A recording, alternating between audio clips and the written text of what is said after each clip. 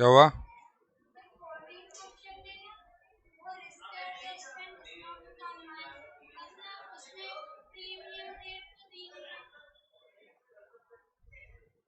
Premium rate दी नहीं है।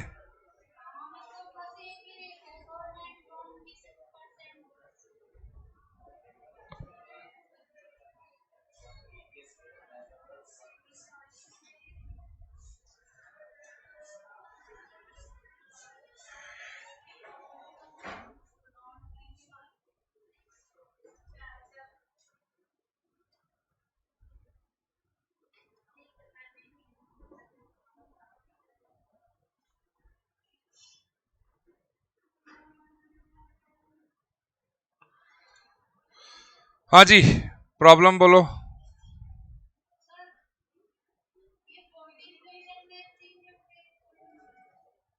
अभी देख लेते हैं।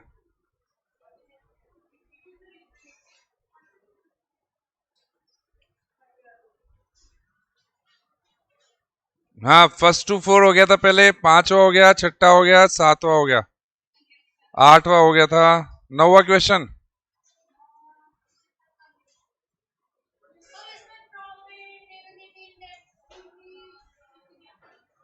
ऑनलाइन बच्चों फटाफट जवाब दो, नौवां क्वेश्चन।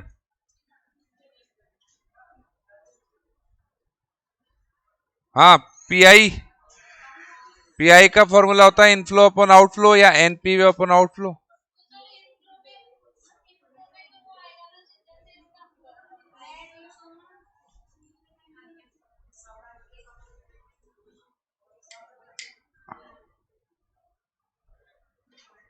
एक्सपेक्टेड एनपीवी निकाला होगा ना, बस उसी को डिवाइड कर दो कॉस्ट से।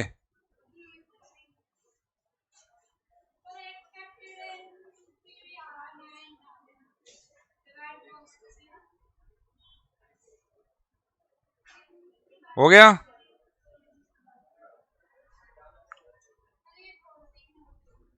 10 10 10वां हो गया क्या?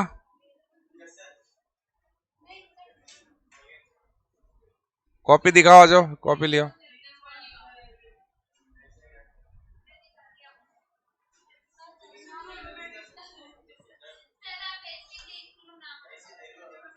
लाओ इधर लाओ।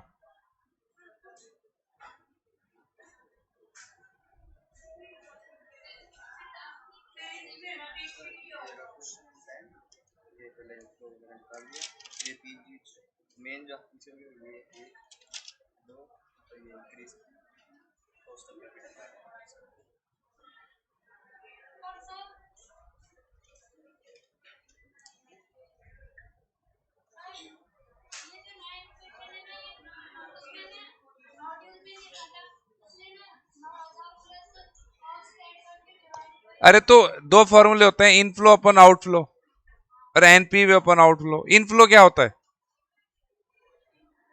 अच्छा, एनपीवी क्या होता है? इनफ्लो माइनस आउटफ्लो, ये एनपीवी होता है। तो इनफ्लो निकालने के लिए क्या करें? एनपीवी प्लस आउटफ्लो, इनफ्लो आ जाएगा ना। तो इनफ्लो अपॉन आउटफ्लो पीआई हो जाएगा वो। ठीक है। हाँ भाई, 9वां क्वेश्चन 10वां हो गया, 11वां मैंने करवा दिया था, कर लेना, सेंसिटिविटी का है। 11वां मैंने करा दिया था, 12वां। सारे हुए? दिखाओ कॉपी लियो, ले आओ कॉपी ले आओ।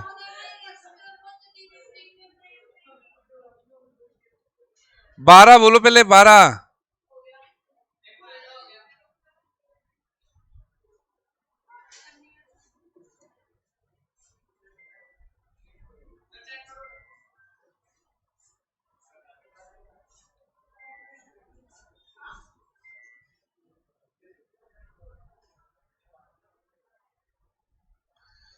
तेरह।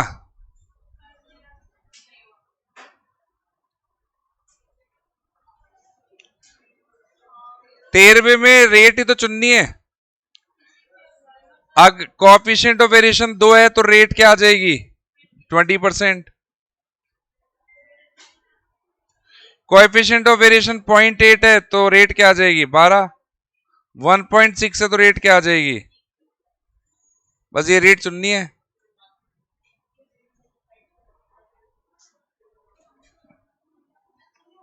हाँ बोलो भाई, अब हो जाएगा क्या, बोलो बोलो, अब हो जाएगा। 14 बोलो, अब तुम्हारा 14 बोलो। हाँ तो RARR लगेगा ही नहीं इसमें।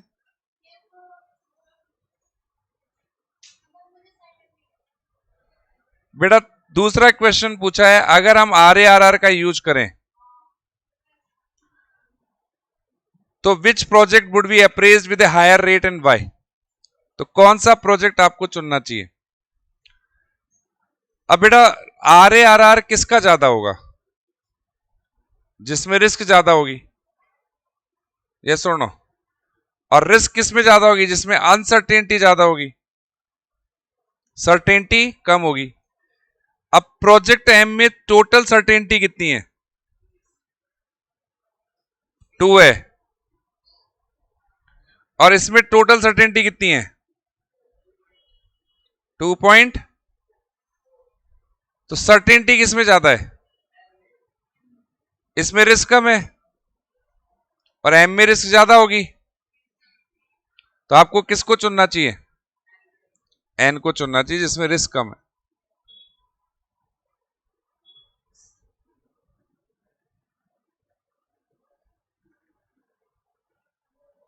और रिस्क किस में ज्यादा होगी, एम में, तो एम का RARR ज्यादा होगा, RARR ज्यादा होगा एम का, तो ज्यादा फायदा मिलेगा, ये भी हो सकता है, हायर रेट आ जाएगी ना उसकी, RARR ज्यादा होगा उसके।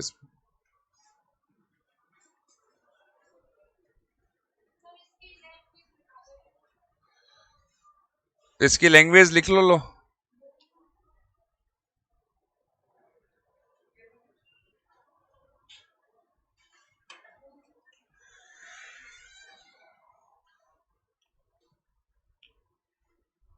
RARR will be more, RARR will be more if there is more risk in the project.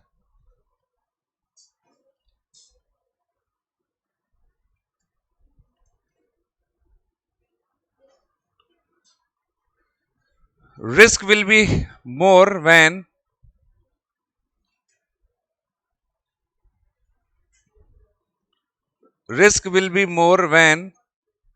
there is less certainty. When there is less certainty.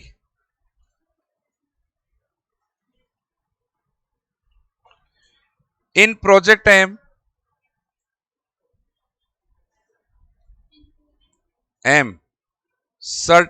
total of certainty is 2.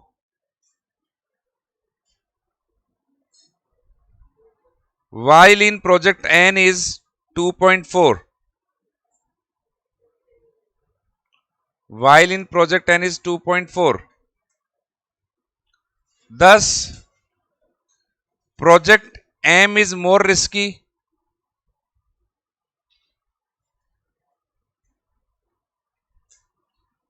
Having more RARR.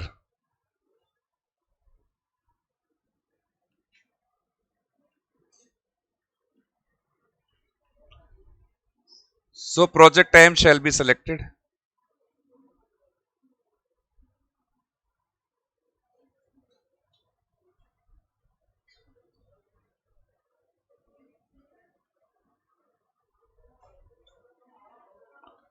हाँ भाई और बोलो।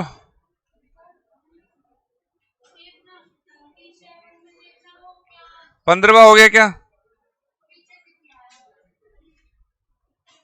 बेटा, 15वां same 13वां है, इसमें भी वही rate select करनी है। 1.2 होने पे क्या रेट होगी 16, 0.8 होने पे क्या रेट होगी 14, 0.4 होने पे क्या रेट होगी? बस रेट सेलेक्ट करनी है और वो अप्लाई, उस रेट का एवीएफ अप्लाई कर देना है। 16, ये सेम वही है, क्वेश्चन नंबर 11 था या 12 था? 10 था, 10, सेम 10 है।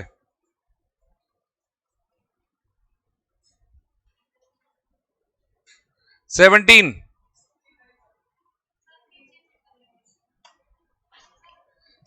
बहुत इजी है। सर्टेनिटी इक्विवेलेंट मेथड, पहले कैश फ्लो को सर्टेनिटी इक्विवेलेंट से मल्टीप्लाई करना है, फिर प्रेजेंट वैल्यू फैक्टर अप्लाई करना है। बहुत इजी क्वेश्चन है।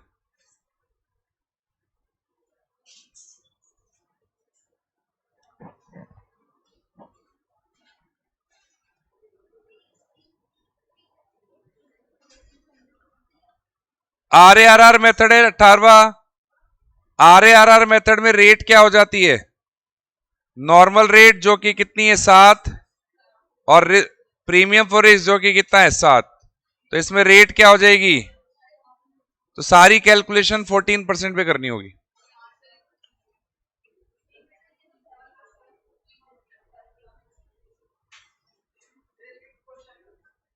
पांचवा,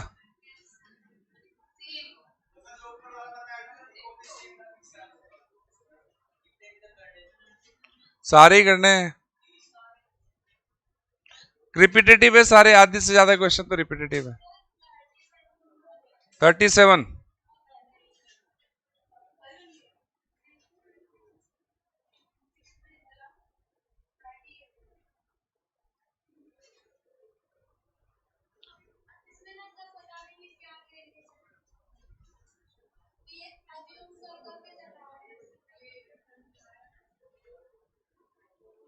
क्यों अजूम क्यों कर रखा है?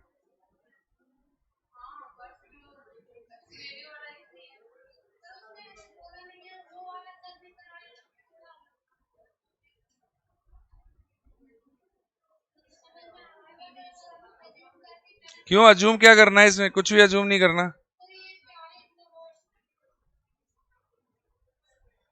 बेटा। ये इनफ्लो नहीं, 3 अलग अलग कैटेगरी है इनफ्लो की, तीनों का इनफ्लो निकल जाएगा अलग अलग।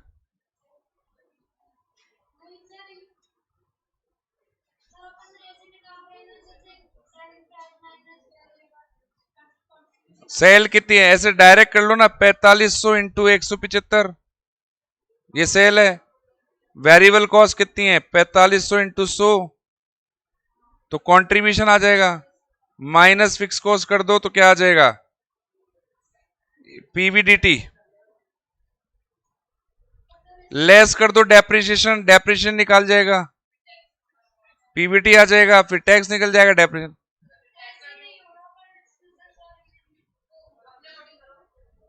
कैश इनफ्लो निकालना है ना, आंसर मैच नहीं हो रहा।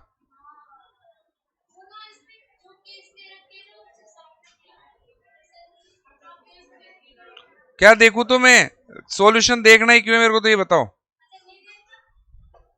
बस आंसर मैच कर लो लास्ट में।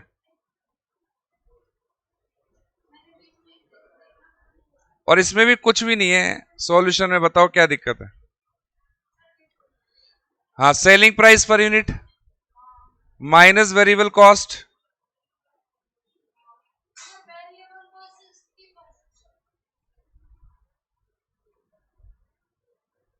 इसने उल्टा लिख रखा है, बस इतना कर रखा है।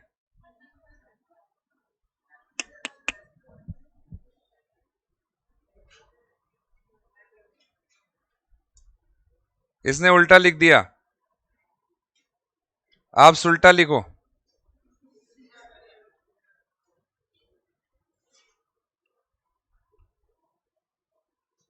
इसने उल्टा लिख दिया, आप सुल्टा लिख दो बस।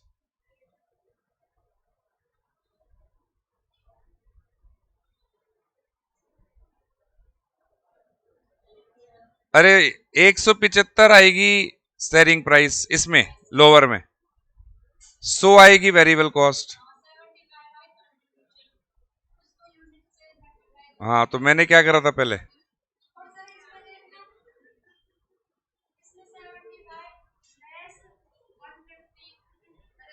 उल्टा कर दिया, तो बोल तो रहा हूं मैं तुम्हारे को।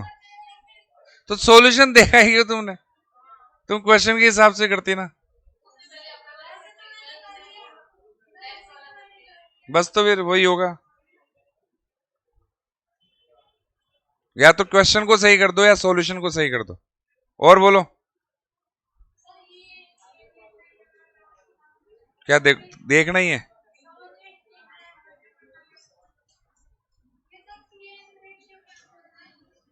हर साल की सेल दी हुई है,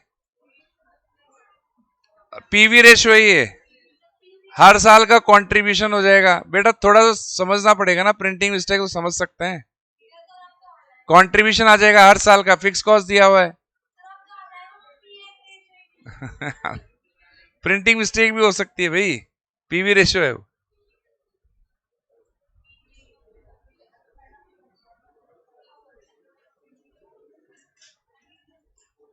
अब हो जाएगा। और बोलो, और किसी को डाउट है? नया चैप्टर कर दूं?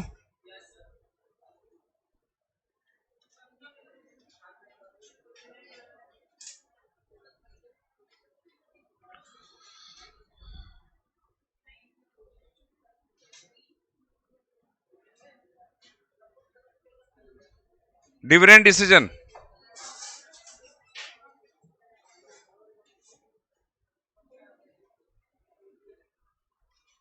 Chapter number 9।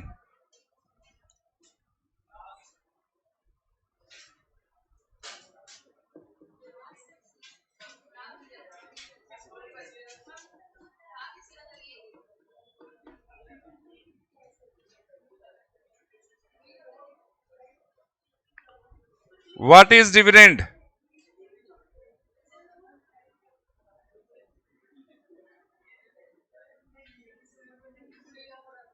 Every year company distribute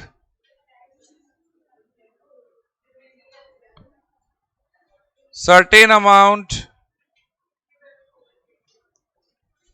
to its shareholders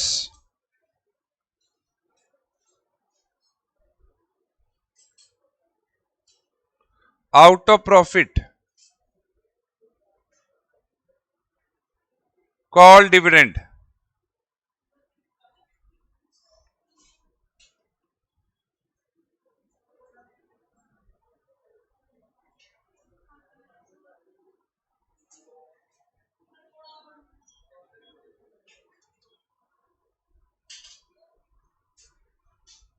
पढ़ना नहीं है क्या?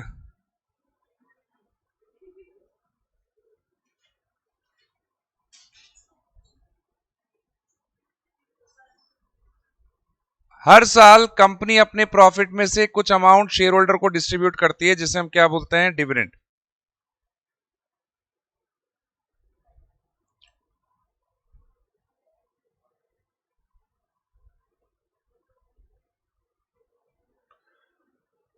फॉर्म्स ऑफ डिविडेंड, डिविडेंड के फॉर्म क्या हो सकते हैं? डिविडेंड के दो फॉर्म हो सकते हैं, कैश डिविडेंड और स्टॉक डिविडेंड।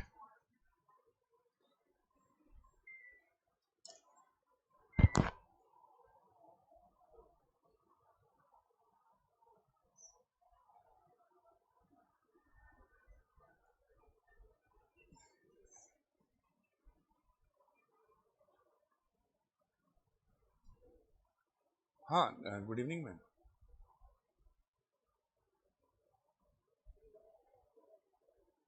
हाँ हाँ।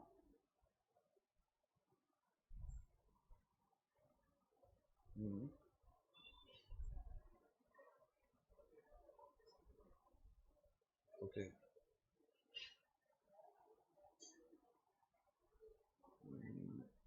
पर मैडम मेरा मेरा वो सब्जेक्ट नहीं है ma'am, legal and business environment.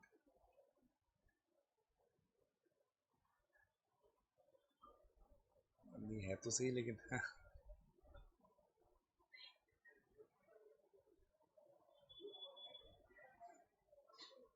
आते तो हैं लेकिन सब सही। हाँ, एक बार आप मेरे को शेयर कर दीजिए, I will sort it out.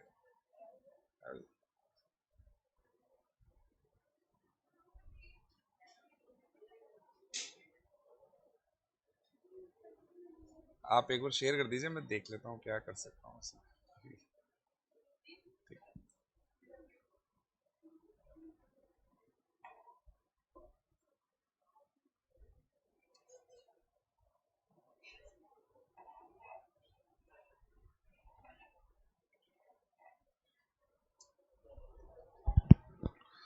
हाँ, डिविडेंड के फॉर्म्स दो प्रकार के हो सकते हैं, कैश डिविडेंड और stock dividend. In this dividend is distributed in money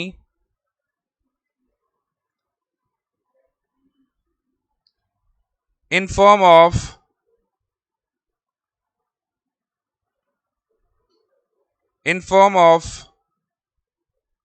check,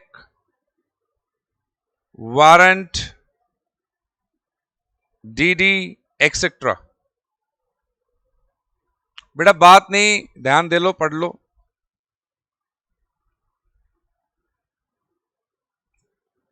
तो कैश डिविडेंड, कंपनी इसमें डिविडेंड जो देती है वो किस फॉर्म में देती है? चेक, वारंट, डीडी, इनके फॉर्म में देती है।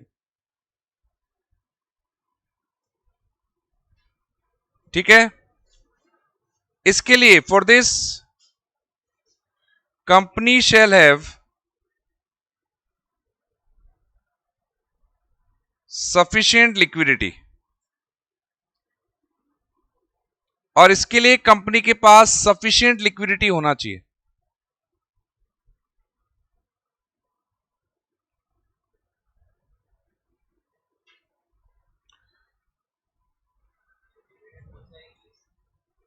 पहुंचाएगी कैसे? बता ना, चेक और वारंट और डीडी भेज दिया जाता है उनको।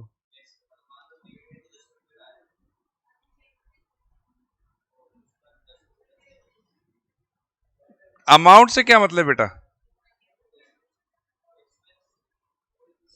अमाउंट से तो कोई मतलब ही नहीं। पहली बात तो 1 रुपए का भी होगा, 98 का भी होगा, तो भी डिविडेंड जाएगा। चेक से जाएगा बाय पोस्ट।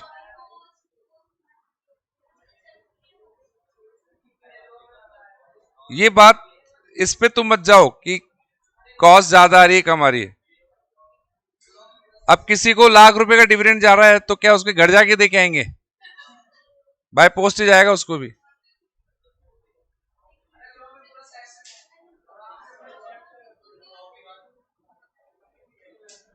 तो डिविडेंड डिविडेंड आपको जो कैश में कंपनी डिविडेंड देती है वो चेक, डिविडेंड, वारंट के रूप में देती है। और आजकल थोड़ा सा अपग्रेड हो गया है। आजकल कंपनी क्या करती है, डायरेक्ट अकाउंट में ट्रांसफर कर देती है, ऑनलाइन ट्रांसफर कर देती है। ठीक है। लेकिन पॉइंट इंपॉर्टेंट क्या है इसमें, कंपनी की क्या हो गया है?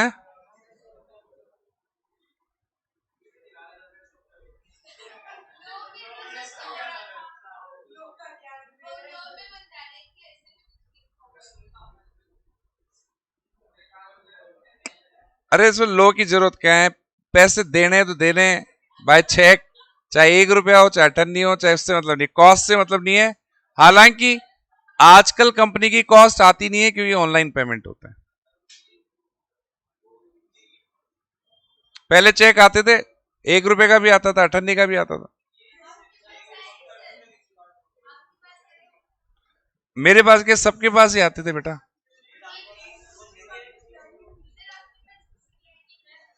अरे वो छोड़ो, मैं बोल रहा हूं कि आते थे चेक, लेकिन अब कॉस्ट कम पहले वास्तविकता में कॉस्ट ज्यादा आती थी कंपनी की, लेकिन वो कॉस्ट अब खत्म हो गई है क्योंकि ऑनलाइन पेमेंट हो जाते हैं। लेकिन इंपॉर्टेंट यहां पर ये है, बेटा ध्यान दे लो, पढ़ लो, लास्ट चैप्टर है।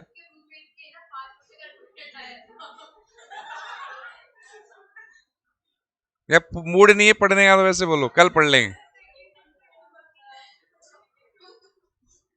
मूड नहीं है तो पढ़ लेंगे कल। तो ध्यान दो, फिर बात नहीं करो आपस में। कंपनी के पास इसके लिए क्या होना जरूरी है? लिक्विडिटी का होना जरूरी है, पैसा होना जरूरी है, कैश होना जरूरी है। ठीक है। Stock dividend, in this company distribute dividend by way of bonus shares।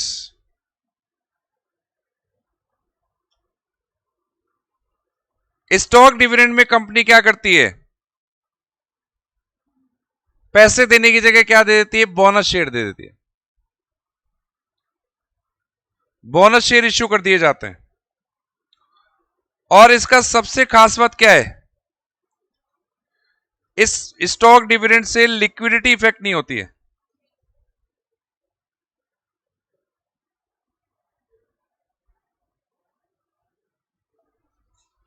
इससे लिक्विडिटी इफेक्ट नहीं होती है, सबसे खास बात यह है।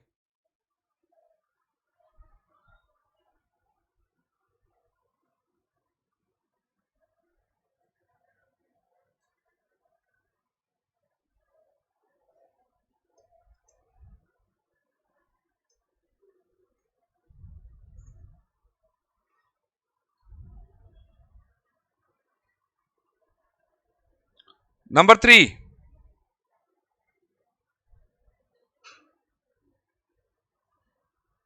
Pattern of dividend.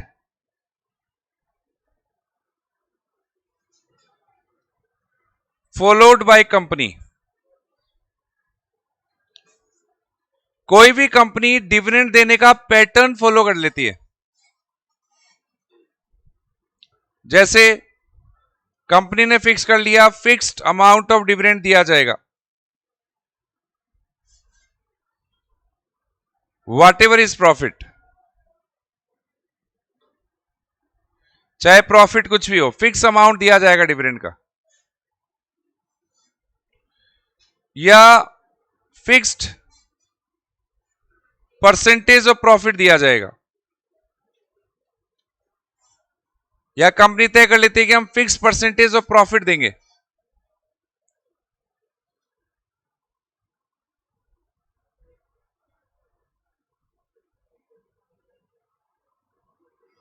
या कंपनी ये तय कर लेती है कि हम fix amount plus certain percentage of profit dividend देंगे।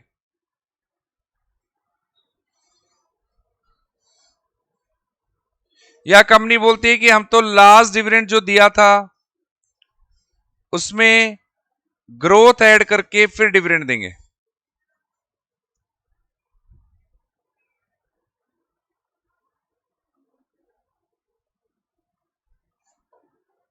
तो इस तरह से कंपनी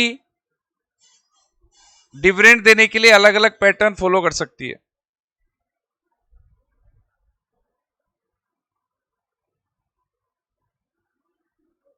बात करते हैं डिविडेंड पॉलिसी की। डिविडेंड पॉलिसी क्या होती है?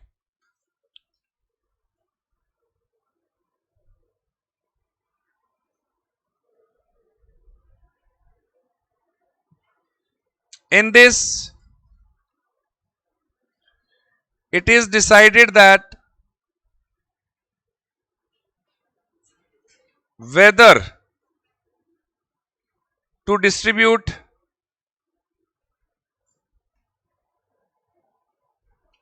dividend or not, and if yes, then in which quantity।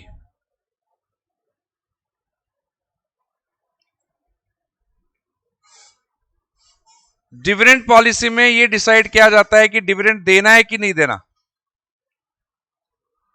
और अगर देना है तो कितना देना है।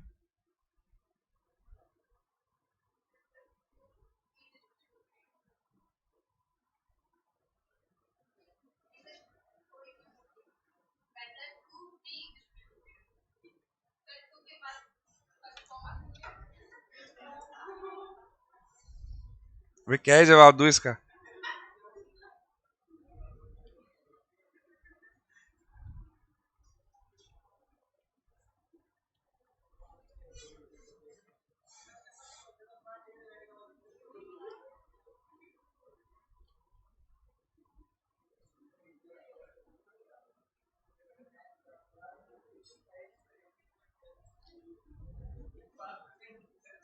कर लिया।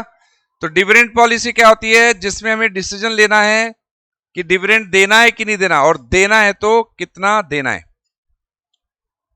ठीक है, वेदर टू डिस्ट्रीब्यूट डिविडेंड और not, and if yes then in which quantity.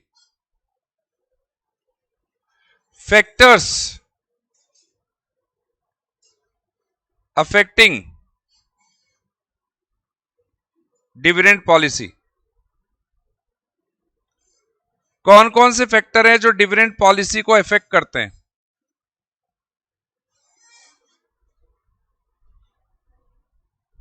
कौन कौन से फैक्टर हैं जो डिविडेंड पॉलिसी को अफेक्ट करते हैं? Number 1, profitability of company.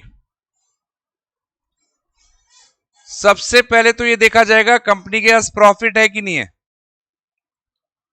Profit ज्यादा होगा तो कंपनी ज्यादा डिविडेंड दे सकती है, प्रॉफिट कम होगा तो कम देगी। तो सबसे पहले प्रॉफिट्स।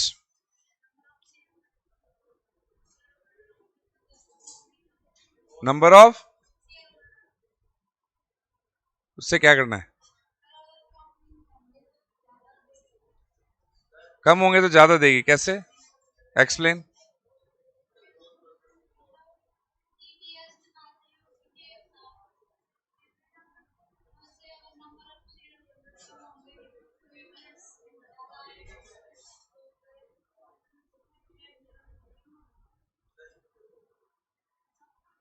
कैसे समझाओ तो मेरे को। एपीएस कितना आया, अमाउंट बोलो। आप कर लो तो, हाँ बोलो तो।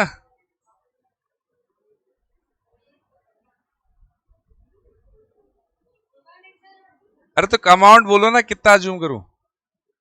200। अब ईपीएस आ गया 200।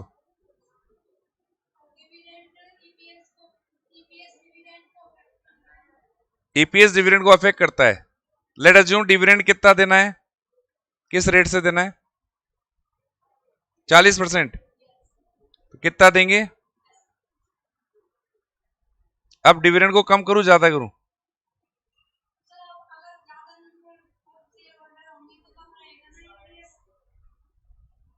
ज्यादा शेयर होल्डर रहेंगे तो ईपीएस कम रहेगा, तो क्या कम कर दूं ना?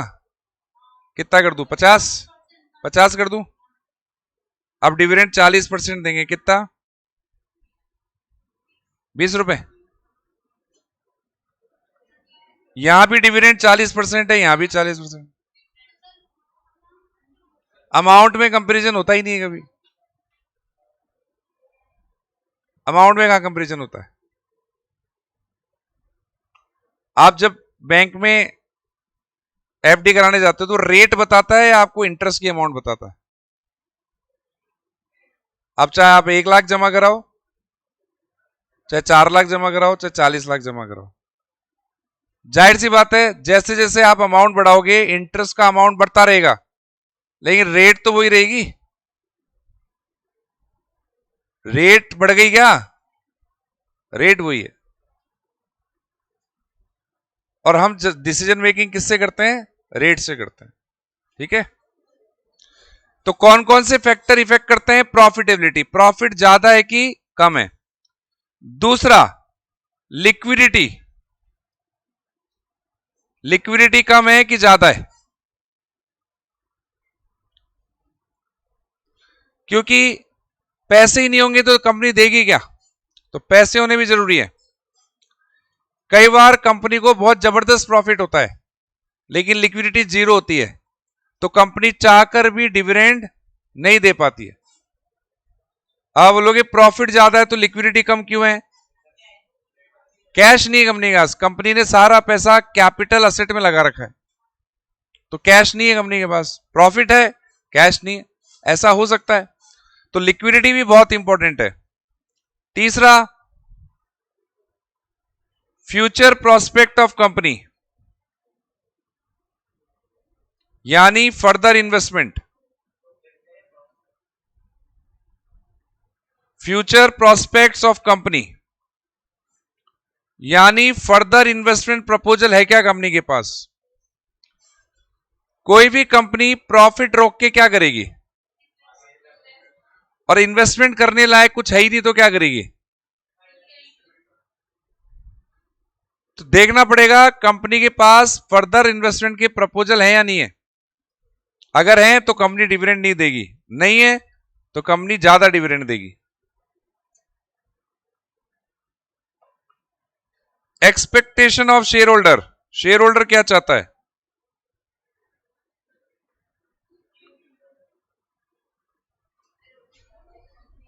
वो कैश डिविडेंड चाहता है कि स्टॉक डिविडेंड चाहता है या ग्रोथ चाहता है।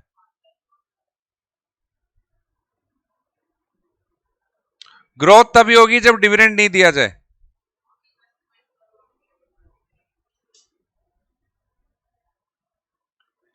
टैक्सेशन, टैक्सेशन भी बहुत इंपॉर्टेंट फैक्टर है। डिविडेंड देने पर टैक्स चुकाना पड़ता है, यस और नो। डिविडेंड पे टैक्स लगता है ना। अरे आया ना, क्या पढ़ा है फिर तो। अरे डिविडेंड पे टैक्स लगता है कि नहीं, लगता है। किसके एंड में, कंपनी या शेयर होल्डर। शेयर होल्डर के में नहीं लगता। उसका पता नहीं। इनकम कितनी,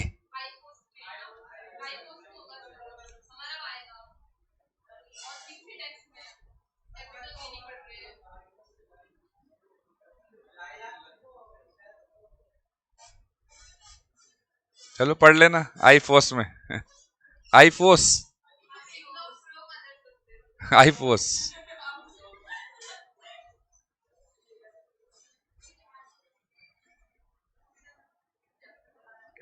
taxation, political and economic environment.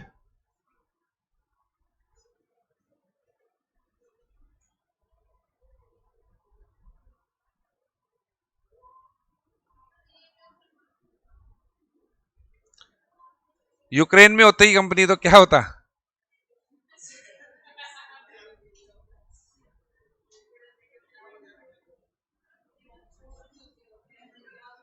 वहां कंपनी डिसीजन ले रही होती डिविडेंड देना है कि नहीं देना।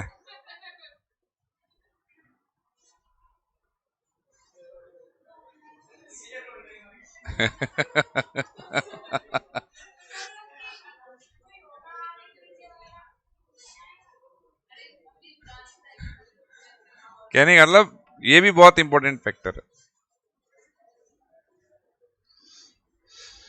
Now approaches of dividend policies.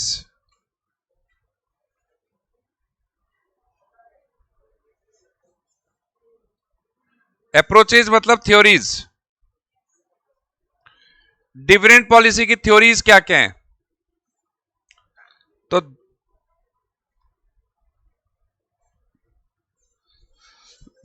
तीन कैटेगरी में हमने थ्योरीज को बांटा है। रेलिवेंट अप्रोच,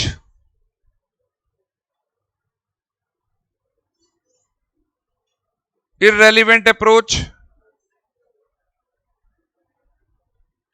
और अदर।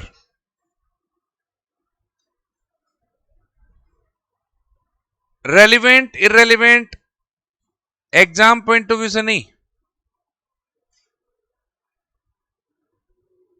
बेटा ध्यान दिले। अरे तुम आ गया हो।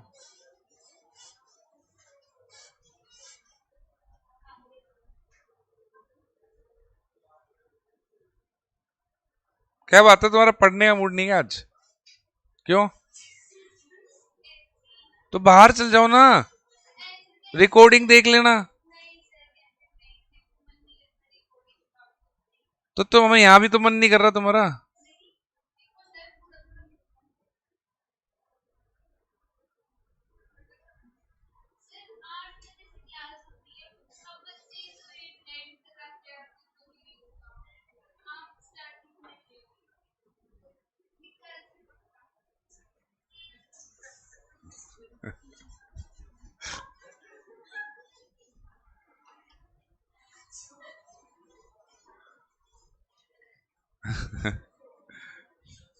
अब बोलने की इच्छा तो मेरी बहुत कर रही है लेकिन क्या है, रिकॉर्डिंग होती है बाद में बोलो।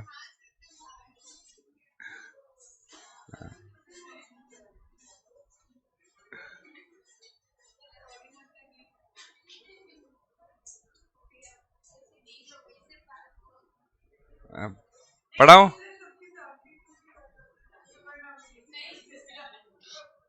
मैंने उसके वो चलता रहेगा दिमाग में, क्या हुआ क्या नहीं।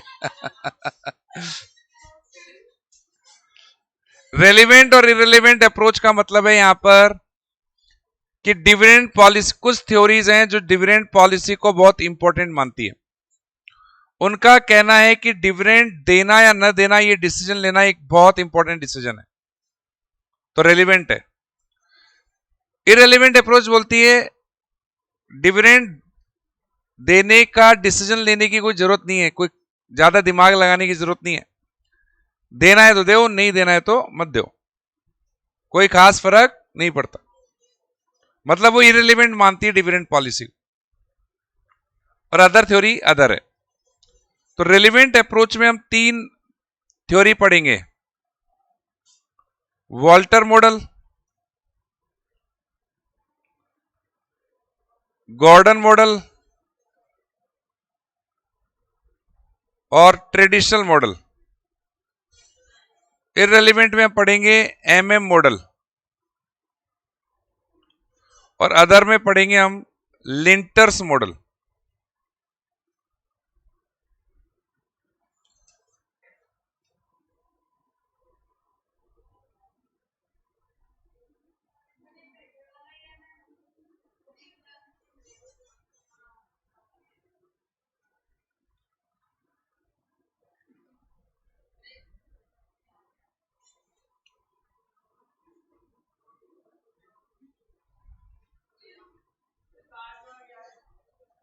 Lintel, lintel, LINTER, lintel.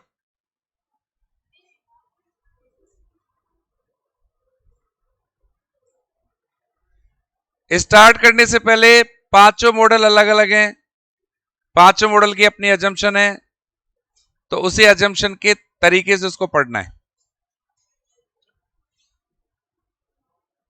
सबसे पहले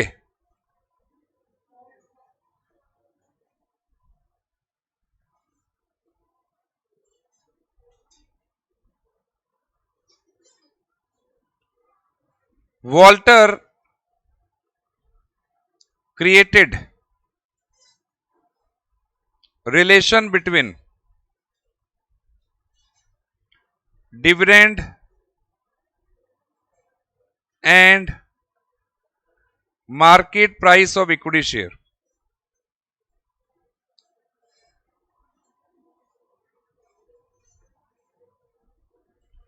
To create such relation,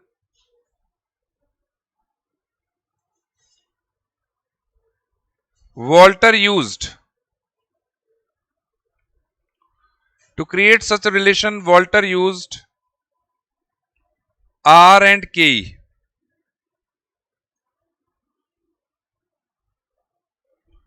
R is what? Internal rate of return या actual rate of return.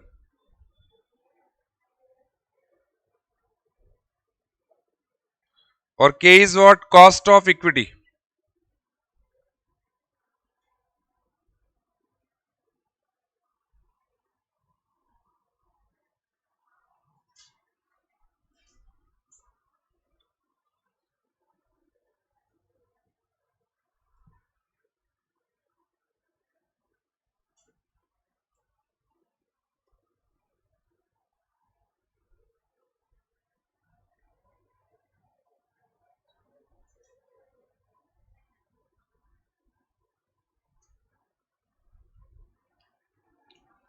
Walter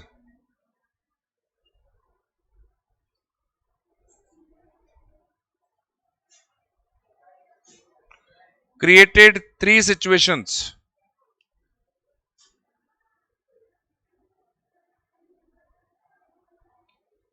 Situation number one,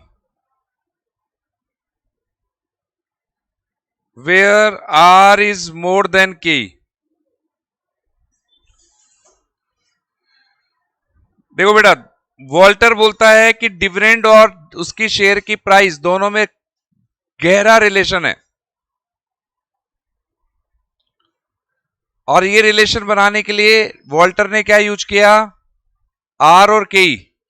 are is what, internal rate of return या actual rate of return, and K is what, cost of equity. Simple शब्द में बात करें तो are कमाने की दर और के जो कैपिटल हम यूज कर रहे हैं उसकी कॉस्ट. हम कैपिटल क्यों लाते हैं बाजार से, इन्वेस्टमेंट करने के लिए. तो जो कैपिटल हम लाए हैं उस पर कॉस्ट क्या आ रही है और उसको इन्वेस्ट करके हम कमा क्या रहे हैं. तो आर कमाई की दर और के हमारी कॉस्ट. तो पहली सिचुएशन वॉल्टर बोलते हैं जब आर के से ज्यादा हो.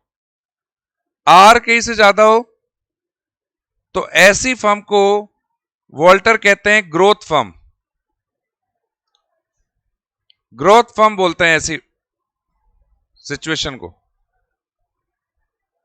जो कंपनी की आर के से ज्यादा है वो कंपनी ग्रोथ कर रही है, इसका मतलब उसको ग्रोथ फर्म कहा है वॉल्टर ने. क्वेश्चन टू यू, क्या ग्रोथ फर्म को डिविडेंड देना चाहिए?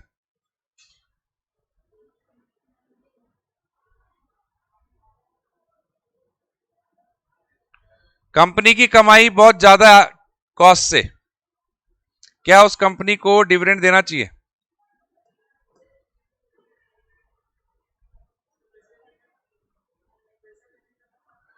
कंपनी की कमाई उसकी कॉस्ट से बहुत ज्यादा है, कंपनी ज्यादा कमा रही है, कॉस्ट कम है, क्या ऐसी कंपनी को डिविडेंड देना चाहिए?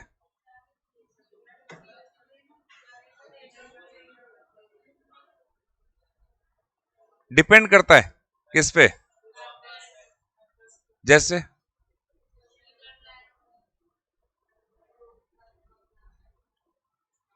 अगर फ्यूचर प्लान नहीं है तो ग्रोथ करेगी कंपनी? फ्यूचर प्लान नहीं होगा तो ग्रोथ करेगी क्या?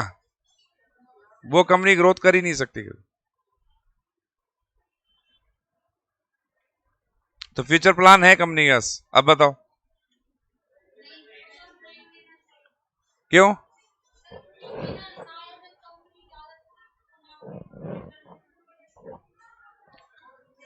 मान लेते हैं आप सब लोग शेयर होल्डर हो मेरी कंपनी में, आप सब लोगों ने पैसे लगाए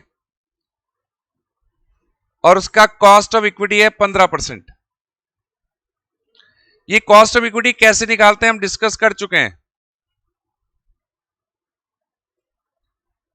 मान लेते हैं बाजार में आप पैसा लगाते तो आपको 10% रिटर्न नॉर्मली मिल जाता.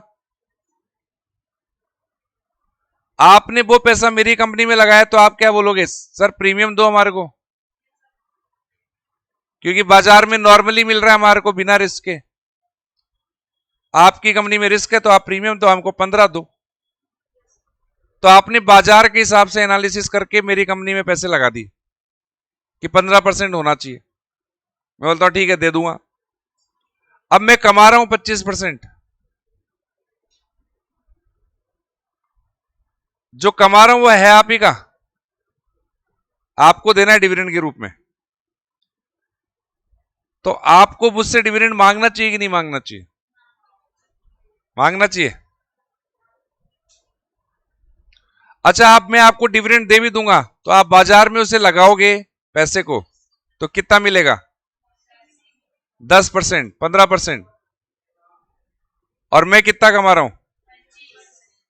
तो आपकी समझदारी इसमें होनी चाहिए कि सर आप रखो हमारा पैसा, और चाहिए तो और मांग लो और फर्दर इन्वेस्टमेंट करो, आप अच्छा कमा रहे हो.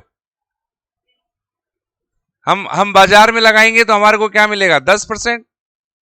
आप कितना कमा रहे हो? तो फायदा किसमें? तो ऐसी कंपनी को डिविडेंड नहीं देना चाहिए। तो ग्रोथ फर्म को such company shall not distribute dividend and retain profit for further investment। ऐसी कंपनी को डिविडेंड नहीं देना चाहिए और प्रॉफिट को रोक लेना चाहिए फर्दर इन्वेस्टमेंट के लिए। इससे शेयर का प्राइस बढ़ेगा, it will increase market price of equity share. और उल्टा करोगे तो क्या होगा? आप बोलोगे नहीं हम तो देंगे डिविडेंड, फिर क्या होगा? Otherwise market price of equity share will decrease, otherwise price decrease होगा।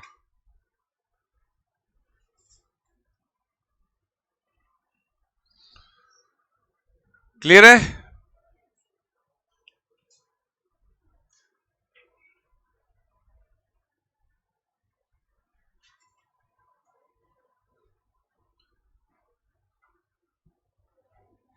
Situation 2, where R equals to K. ऐसी फर्म को वॉल्टर ने क्या कहा है? Normal firm.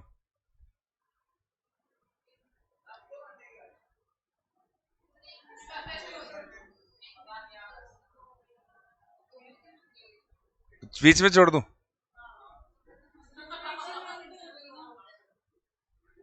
बहुत ही जल्दी से ये बनोगे।